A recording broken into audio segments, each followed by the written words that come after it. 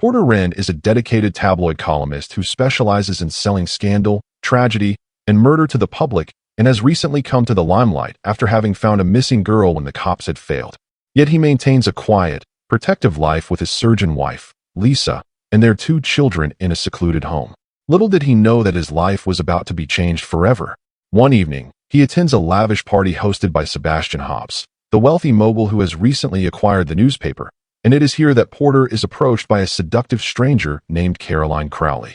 Caroline is the widow of Simon Crowley, a brilliant but eccentric film director whose body was recently found in the rubble of a demolished building, and she invites Porter to her apartment to review confidential police reports regarding the unsolved case.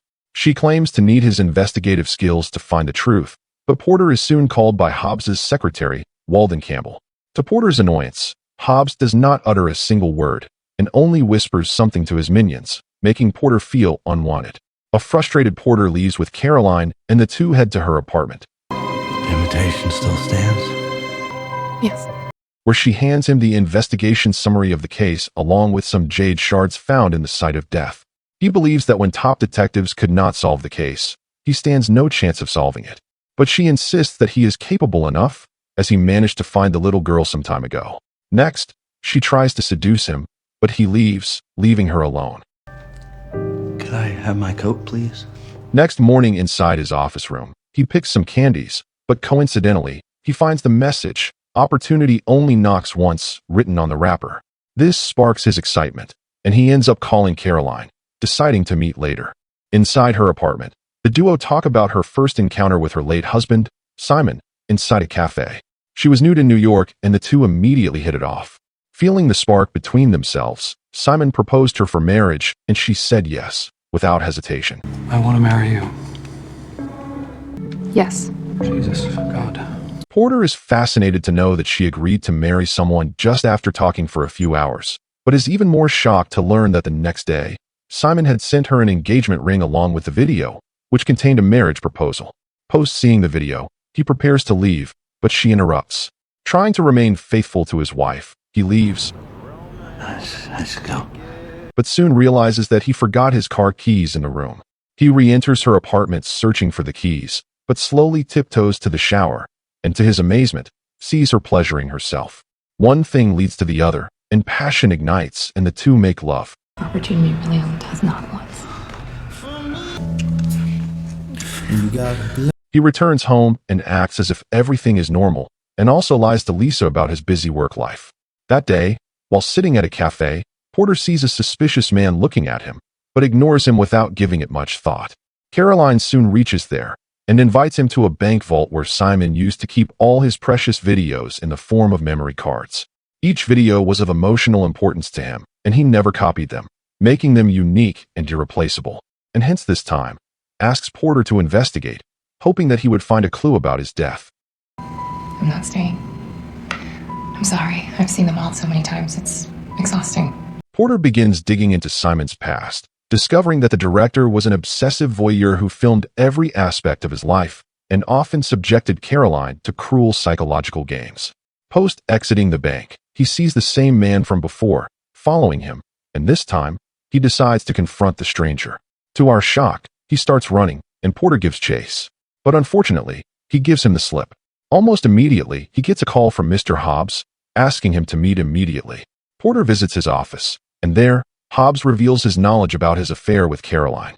Hobbs reveals that Caroline has a video in which he can be seen in a compromising position, and she is using it to blackmail him. He orders Porter to steal it from Caroline, threatening to reveal his affair to his wife, in case he denies. Now you're going to have to be good again, sir. For me. Faced with his threats, Porter is forced to obey his order and returns home. At home, Lisa tells him about a patient who visited her that day. Lisa revealed that the patient was young and as beautiful as a model, but she was faking pain, and Lisa, being a well-experienced surgeon, saw right through her facade. Porter suspects it to be Caroline, but to divert the situation, pulls Lisa's hand, and they make passionate love. Next day, he revisits the bank and sees more videos about Simon's messed up habits. Yet, he fails to find a lead about Hobbs's video. Just send an ambulance! Jesus, Simon. Come on. Captain! I can't believe What is wrong with you? Tired, he returns to Caroline, and yet again, the two end up making love.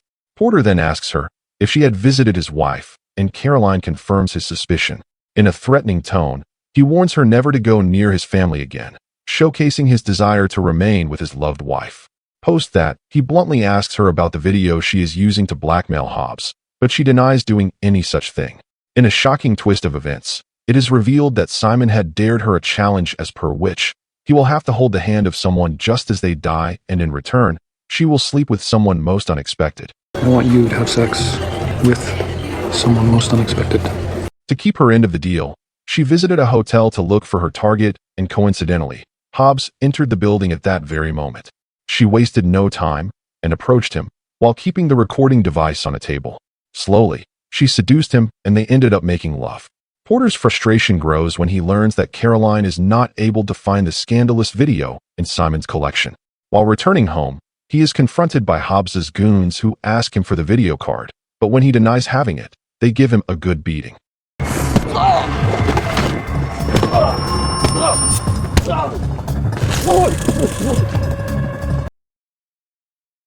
Next morning, he visits Simon's father, Frank Crowley, in a nursing home, and seeing him in a catatonic state, rummages through his belongings and finds a camera and a memory card.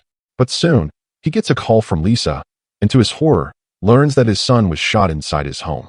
He rushes to the hospital only to learn that an unknown man had broken into their home and was searching for something. It dawns on Porter that this is all Hobbs is doing, and when Lisa learns that it is related to his work, her rage knew no bounds. You know who the man was? I have a good idea. I will not let my children be a part of this, Porter. She immediately left with the children to her parents' home, leaving Porter stranded. Furious, he threw caution to the wind and broke into Campbell's home and almost choked him to death. Porter forced him to call Hobbs and asked him to call off his goons at once, threatening to make the video go viral if he disagreed. But Hobbs remained completely unfazed, as if he had a heart of stone, and gave Porter the ultimatum of finding the video card within 24 hours, warning him that failing to do so will bring more catastrophe to his life.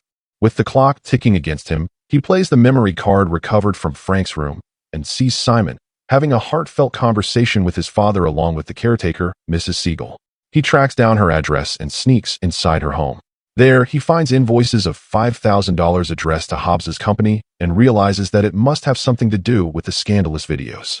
Right then, she returns to her home, and this happens. Get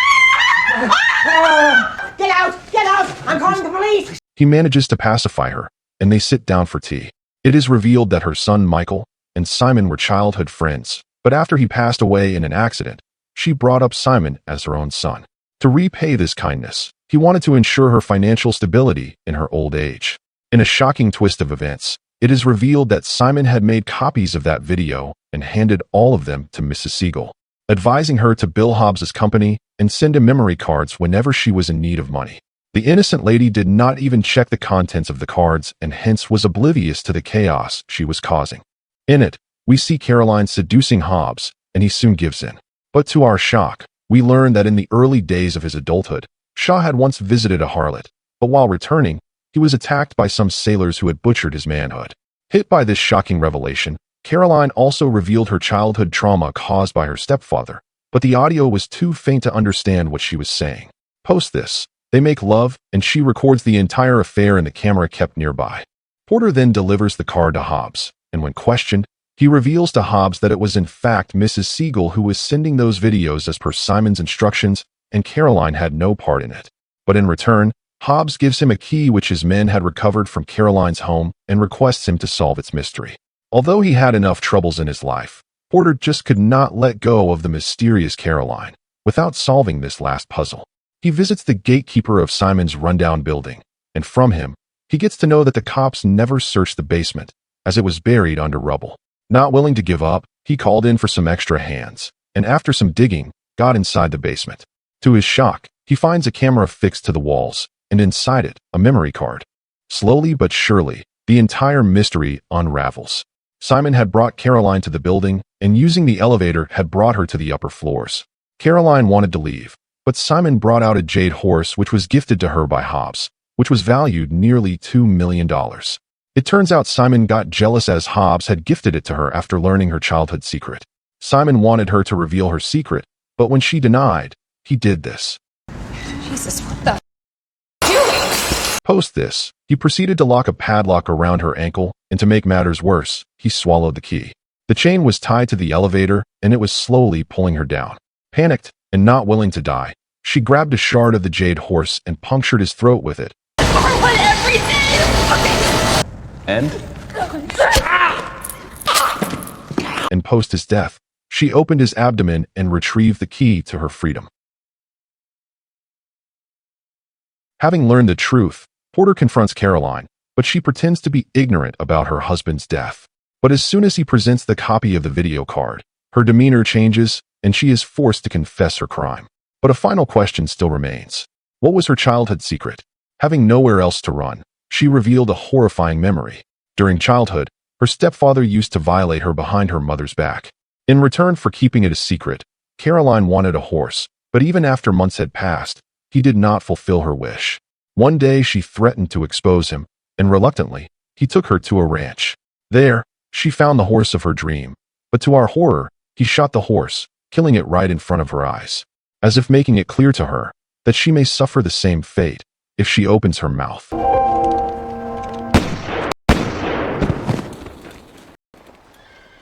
Porter is left speechless, but nevertheless, warns her from contacting Lisa in the future, keeping the memory card as leverage. The scene shifts to a few months later, where we see Porter driving around a town, and we see Caroline, now married and fully content with her life. This is how the movie ends. Thank you for staying till the end. Please do like and subscribe if you like this video, and stay tuned for more.